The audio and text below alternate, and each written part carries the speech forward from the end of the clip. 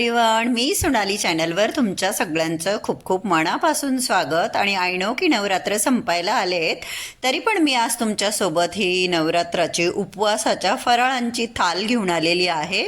थाल काय परातच घेतलेली आहे मी, कारण की तुम्हाला माहीतच आहे मी हैदराबादमध्ये खूप लिमिटेड सामानाबरोबर राहत आहे. विशेष म्हणून याच्यामध्ये आहे साबुदाणे बटाट्याचे पराठे, पुऱ्या. तर तुम्हाला नक्कीच ह्या रेसिपीज आवडतील आणि बघून तुमच्या तोंडाला नक्कीच पाणी सुटलं असेल. त्याचबरोबर इथे आहे भगरीचा डोसा म्हणू शकतो आपण त्याला. एका ताईंनी कमेंट केलं होतं की माझे जाळीदार नाही बनत, तर बनवून दाखव. तर हे बघा, इथे आहे भगरीचे डोसे जे की बिलकुल जाळीदार आहे. त्यानंतर इथे दही आणि फ्रूट्सचा चाट किंवा आपण त्याला खट्टा मिठा रायता म्हणू शकतो, खूप छान असा. आणि ह्या बटाटे आणि साबुदाण्याच्या अप्रतिम पुऱ्या आणि पराठे जे की खूप टेस्टी झालेत. त्याचबरोबर साबुदाण्याची खीर जी अगेन खूप यमी आहे. इथे आहे आपली सगळ्यांची फेवरेट साबुदाण्याची खिचडी. त्यानंतर तूप असं वाहतंय असा राजगिऱ्याच्या पिठाचा शिरा, जो बघून तोंडाला नक्कीच पाणी सुटेल. आणि त्याचबरोबर इथे बटाट्याची आपण सुक्की चटणी किंवा सुक्की भाजीही याला म्हणू शकतो. तर हे सगळे उपवासाचे पदार्थ मी तुमच्याशी आज शेअर करणार आहे की मी कशा पद्धतीने बनवते. तर सगळ्यात पहिले आपण सुरुवात करूया साबुदाण्याचे पराठे कसे बनवायचे. त्यासाठी मी इथे गॅसवर एक पॅन ठेवलेली आहे. पॅनमध्ये मी एका वाटीमध्ये साबुदाणा घेतला.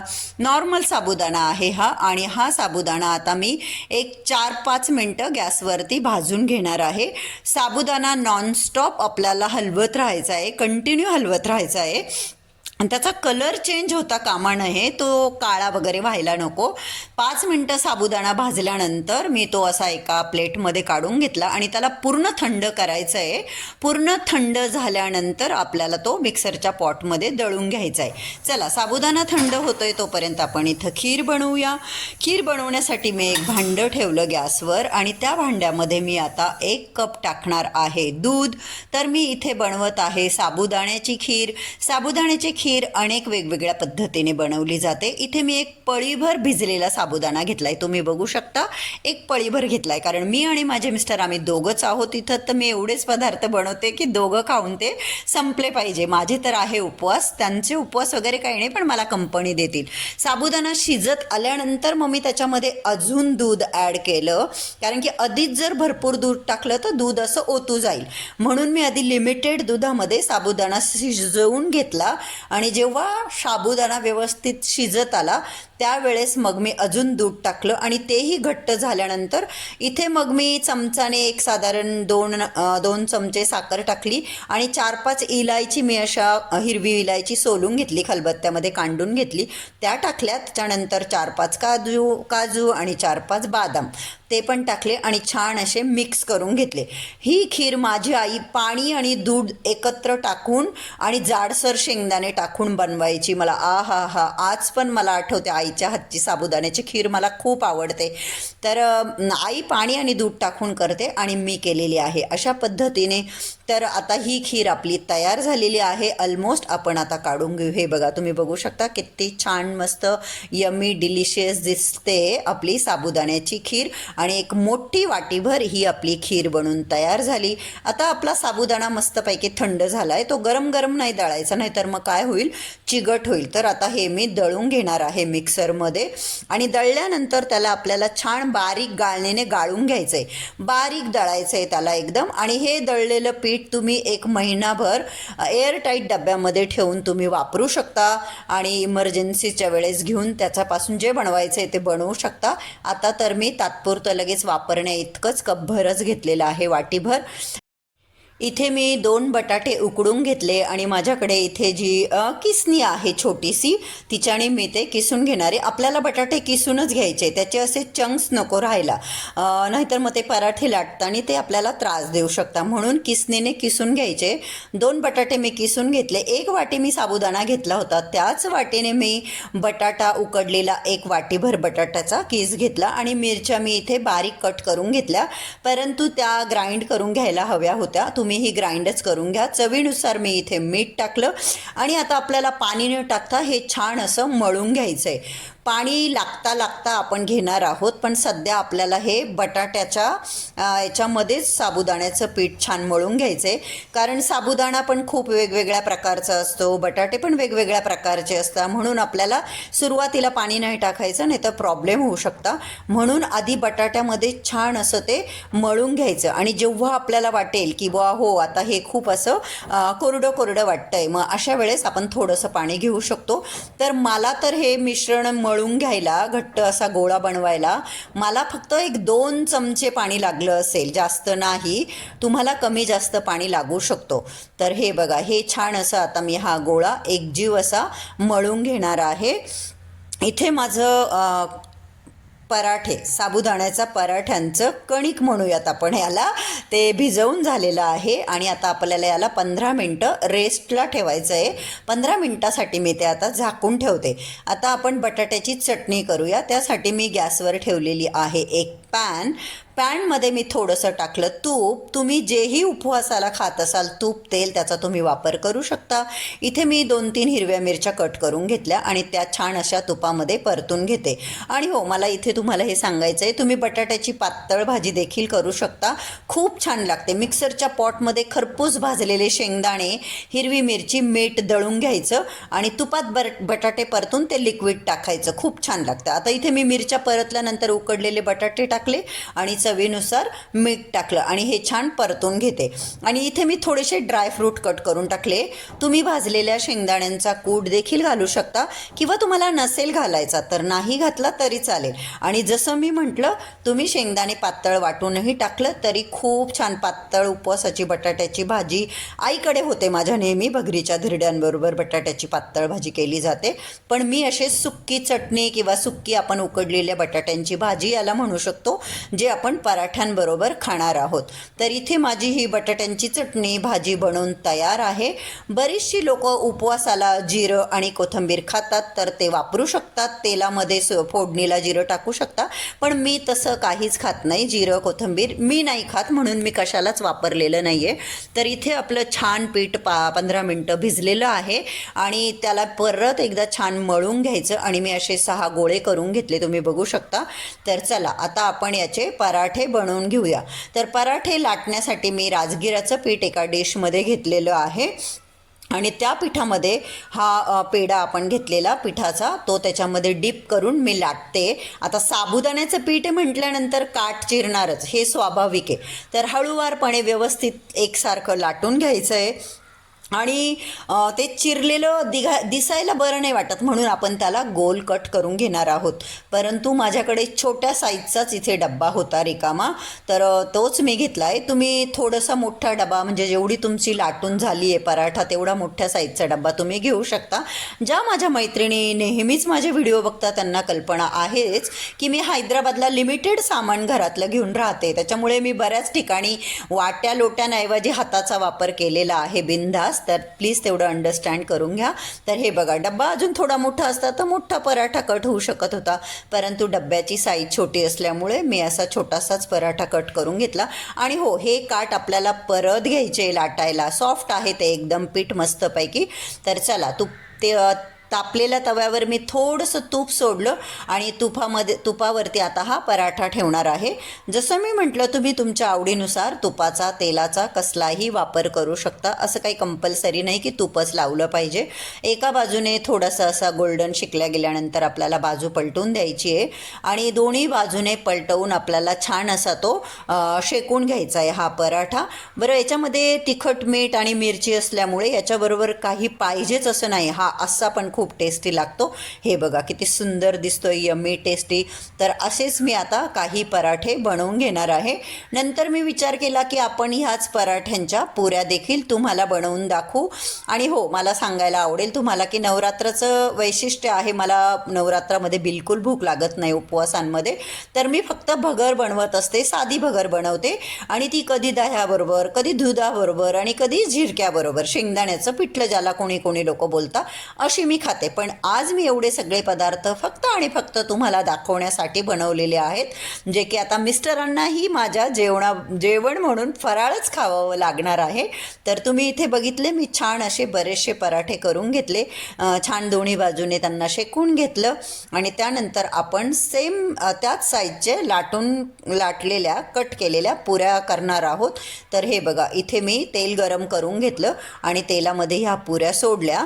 तर शक्यतो तेलकट तुपकट एवढं माझं तरी नाही खाल्लं जात, पण कोणी कोणी मैत्रिणी असतील ज्यांना आवडतात, बरेच लोक खूप आवडीने छान छान पदार्थ बनवून खातात. इवन माझ्या माहेरीसुद्धा माझे भाऊ भाऊजाई खूप आवडीने वेगवेगळा पदार्थ भाऊजाई बनवते आणि भाऊ खातो. तर असं छान अशा मस्तपैकी आपल्या ह्या पुऱ्या फुगलेल्या आहेत, तुम्ही बघू शकता. पुऱ्या देखील तुम्ही नुसत्यासुद्धा खाऊ शकता, त्याच्याबरोबर काही पाहिजे असं नाही, कारण की आम्ही खूप स्पायसी खातो, त्याच्यामुळे मी मिरच्या जास्त वापरल्या आहे. परंतु तुम्ही तुमच्या आवडीनुसार हिरवी मिरची कमी जास्त करू शकता. ही पॅनमध्ये आता 1 चमचा टाकलेला आहे तूप आणि एक छोटी वाटीभर मी घेतलं राजगिऱ्याचं पीठ, जे की रेडीमेड आणलेलं आहे. जसं मी म्हटलं माझ्याकडे इथे भांडी कमी आहेत म्हणून मी अंदाजपंचेच वस्तू घेतल्या, पण तुम्हाला एक मेजरमेंट सांगायचं तर एक छोटीशी वाटीभर मी राजगिऱ्याचं पीठ घेतलं आहे असं समजा. राजगिऱ्याचं पीठ आपल्याला गॅसची फ्लेम लो ठेवूनच भाजायचं आहे, कारण ते पीठ आहे ते पटकन लागू शकतो, म्हणून आपल्याला लो फ्लेमवर छान असं हे पीठ भाजून घ्यायचे. आणि जो त्यात अजून थोडंसं तूप टाकू शकतो. तर मी परत एक थोडंसं अर्धा चमचा तूप टाकलं आणि हो, हा शिरा माझ्या सासूबाई करतात आणि अशाच पद्धतीने करतात. खूप असं त्याचं तूप डायरेक्ट वाहतं आणि तो असाच छान लागतो, कारण मी कधी ट्राय केला आहे कमी तुपाचा, पण मग तो तेवढी टेस्ट नाही देत जेवढा भरपूर तुपाचा टेस्ट देतो तसं. तर तूप टाकून भाजल्यानंतर एका बाजूला मी गरम पाणी केलं होतं. ते गरम पाणी पण एकदम भस्कन नाही ओतून द्यायचं, नाही तर मग काय होईल पातळ वगैरे होऊन जाईल. तर अंदाज येतोच आपल्याला हलवत असताना, तर अंदाज घेत घेत त्याच्यामध्ये हे गरम पाणी ॲड करत जायचं आहे आणि खूप छान लागतो हा राजगिऱ्याचा शिरा. आय नो आजकाल बरेच लोक हेल्थ कॉशियस झालेले आहे, खूप तूप खायला किंवा साखरेचे पदार्थ खायला नको वाटतं, भीती वाटते वजन वाढून जाईल की काय, पण कधीतरी खायला काहीच हरकत नाही. तर तुम्ही नक्की भरपूर तूप वापरून एकदा असा शिरा बनवून बघा आणि तुम्ही सुद्धा मला सांगाल की हो सोनाली तू बरोबर सांगत होती, खूप छान लागतो हा शिरा. काही नाही, एकदम सिंपल रेसिपी आहे पण खूप टेस्टी आहे आणि इवन हेल्दीसुद्धा आहे. तुम्ही गुळाचाही वापर करू शकता. इथे मी अंदाजेच बघा अशी थोडीशी साखर टाकून घेतली. साखर तुम्ही तुमच्या आवडीनुसार कमी जास्त टाकू शकता, कुणाला खूप गोड आवडतं, कुणाला जास्त गोड चालत नाही. तर मी अंदाजेच हाताच्या मुठीने साखरेचा वापर केला आणि आता साखर छान अशी मेल्ट झाल्यानंतर याच्यामध्ये मी थोडेसे बादाम कट करून टाकणार आहे. थोडी 4-5 इलायची मी सोलून घेतली आणि खलबत्त्यामध्येच अशी क्रश करून घेतली, थोडीशी कुटून घेतली आणि वरून ती भुरळली. आणि हे बघा 5-7 बादाम पण मी असे तुकडे करून घेतले आणि तेही त्याच्यामध्ये टाकून घेतले. आणि जर तुम्हाला ड्रायफ्रूट नसेल आवडत किंवा तुम्हाला नसेल ॲड करायचे तर तुम्ही नाही केले तरी काहीच हरकत नाही. तर माझ्याकडे होते आणि अशा म्हणून म्हटलं चला वापरून घेऊ, तर मी ते टाकले. तर हे बघा इथे आपला राजगिऱ्याचा शिरा जो आहे तो बनवून तयार आहे. आता मी एका वाटीमध्ये हा छान असा शिरा काढून घेणार आहे. बिलकुल कढईला लटकलेला नाही आहे, कारण आपण त्याला भरपूर असं तूप वापरलं आहे. तर चला आता मी हा शिरा एका बाऊलमध्ये काढून घेते आणि आता ह्या बाऊलमध्ये मी बनवणार आहे साबुदाण्याची खिचडी, जी की खूप कॉमन आहे आपल्या सगळ्यांकडेच. एक छोटूसा बटाटा मी छोटे छोटे पीस कट करून घेतले आणि त्याला तेलामध्ये टाकलं. तुम्ही उकडलेला बटाट्याचाही वापर करू शकता. मी कच्चाच बटाटा बारीक कट करून घेतला आणि काही नाही पातळ कट केला आहे, त्याच्यामुळे तो लगेच शिजूनही गेला. त्यानंतर 4-5 हिरव्या मिरच्या मी इथे कट करून टाकल्या आणि हिरव्या मिरच्या छान फ्राय करून घ्यायच्या आहे. हिरव्या मिरच्या देखील तुम्ही ग्राइंड करून वापरू शकता, तुम्हाला जर कट केलेल्या नसेल चालत दाताखाली आलेली तर मी तर अशाच वापरल्या. आणि त्यानंतर मी साबुदाणा भिजवलेला आहे छान असा. हे बघा साबुदाणा तर छान भिजला मोकळा मस्तपैकी आणि तो साबुदाणा मी इथे टाकला.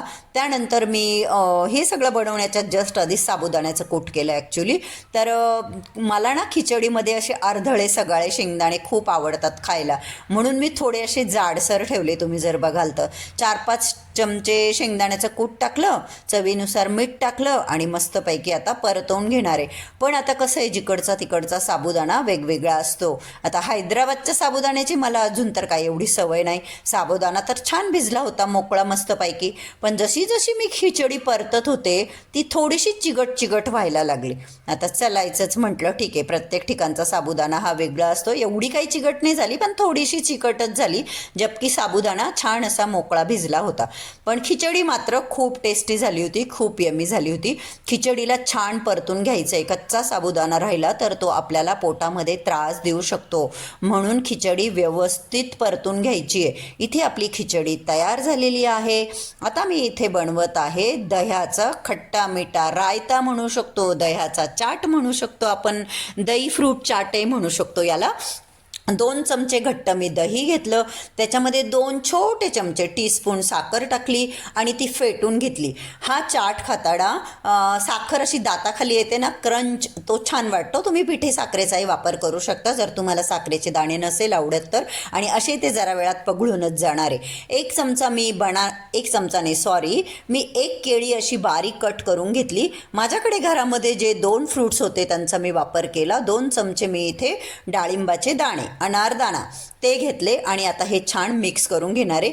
तुम्ही तुमच्या आवडीनुसार याच्यामध्ये चिक्कू, द्राक्ष, ॲपल, पियर, जे पण तुमच्याकडे स्वीट फ्रूट्स असतील त्यांचा तुम्ही वापर करू शकता.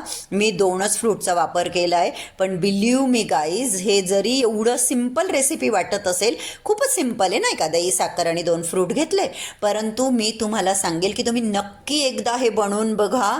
खूप टेस्टी लागतं, खूप यम्मी लागतं आणि तुम्हाला ते इतकं आवडेल की तुम्ही प्रत्येक उपवासाला ते बनवून खाणार म्हणजे खाणार, इतकं ते टेस्टी लागतं. तर इथे ते आपलं खट्टा मिठा दही चाट, दही फ्रूट चाट तयार झालेला आहे. तो मी एका छोट्याशा बाउलमध्ये, वाटीमध्ये काढून घेतला आणि गार्निशिंगसाठी त्याच्यावरती अजून थोडेसे डाळिंबाचे दाणे मी असे टाकून घेतले आणि आता ही वाटी मी साईडला ठेवून देते. बघा आहे की नाही छान, तोंडाला पाणी सुटलं की नाही तुमच्या पण. तर चला आता आपण करणार आहोत भगरीचे धिरडे म्हणा, डोसे म्हणा. अगेन मी छोटीशी वाटीभर भगर भिजवली, ती एकदम छोटी वाटी, आणि अगदी अर्धा तास मी भगर भिजत घातली होती पाण्यामध्ये. आता ती भिजलेली भगर मी मिक्सरच्या पॉटमध्ये घातली आणि इथे मी बऱ्याचशा हिरव्या मिरच्या घेतल्या, जसं मी तुम्हाला म्हटलं आम्ही तिखट खातो. आणि आता याच्यामध्ये मी ना शेंगदाण्याचं कूट टाकणार आहे, कारण शेंगदाण्याचं कूट बऱ्यापैकी जाड आहे आणि ते त्या धिरड्यांना किंवा डोस्यांना एवढं जाड चालणार नाही, म्हणून तेही मी दळायला घेतलं परत. आणि चवीनुसार मीठ टाकलं, त्याच्यामध्ये थोडंसं टाकलं पाणी, आणि आता मी ते ग्राइंड करून घेणार आहे. तर हो, माझ्या एका मैत्रिणीचा कमेंट होता की मला भगरीचे डोसे बनवून दाखव, माझे जाळीदार बनत नाही. तर हे बघा, हे बॅटर मी आता एका बाउलमध्ये काढलं. इथे माझ्याकडे आहे राजगिऱ्याचं पीठ, ऑप्शनल आहे, माझ्याकडे होतं म्हणून म्हटलं चला वापरून घेऊया. 2 चमचे मी ते राजगिऱ्याचं पीठ याच्यामध्ये ॲड केलं आणि मिक्सरच्या बाउलमध्ये थोडंसं पाणी टाकून त्याच्यामध्ये ते वाटण त्याला लागलेलं होतं ते काढून घेतलं. आणि मी आता सध्या थिक कन्सिस्टन्सी ठेवणार आहे, म्हणजे घट्ट ठेवणार आहे थोडं, कारण की मी आधी तुम्हाला माझ्या आईकडे जसं बनतं भगरीचं धिरडं म्हणतात तिकडे, तर ते धिरडं आधी एक बनवणार आहे. ते खूप पातळ नाही लागत त्याला बॅटर, त्याला अशी कन्सिस्टन्सी लागते धिरडं बनवायला. तुम्ही काय म्हणतात भगरीच्या याला ते मला सांगा. हे बघा, इथे गरम पॅनमध्ये मी ते बॅटर सोडलं आणि ते खूप पातळ नसल्यामुळे ते खूप नाही पांगत आणि त्याला खूप अशी जाळी नाही येत. हे बघा, एवढी जाळी आली आहे. तर आई नेहमी बनवायची हे. कडेला थोडंसं मी तूप सोडलं आणि एक बाजू त्याची अशी छान शेकली गेल्यानंतर आपल्याला ते पलटवायचं आहे. आणि ॲक्च्युली हे सगळं करायला तवा सोपा पडतो नाही का, पण जसं की तुम्हाला मी आधी पण सांगितलं की मी हैदराबादच्या घरात लिमिटेड सामान घेऊन आलेली आहे, म्हणून मग ते थोडं पॅनमध्ये थोडं उलटं करण्यामध्ये थोडंसं झालं, त्याचं तुटलं. आणि मी आता पाणी वाढवलं बॅटरमध्ये, तुम्ही बघितलं, पाणी वाढवलं आणि त्या बॅटरला मी पातळ केलं आणि एक पळी बॅटर असं मध्यावर सोडायचं, ते असं पांगून जातं लगेच पॅनभर.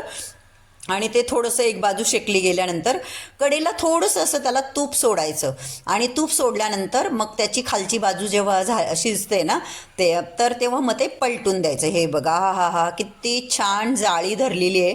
तर ज्या पण ताईंनी म्हटलं होतं की मला दाखव असं डोसा, तर आपण याला भगरीचा डोसा म्हणू शकतो. तुम्ही काय म्हणता, डोसा म्हणता, धिरडं म्हणता, काय म्हणता ते तुम्ही मला कमेंट करून सांगायचं आहे.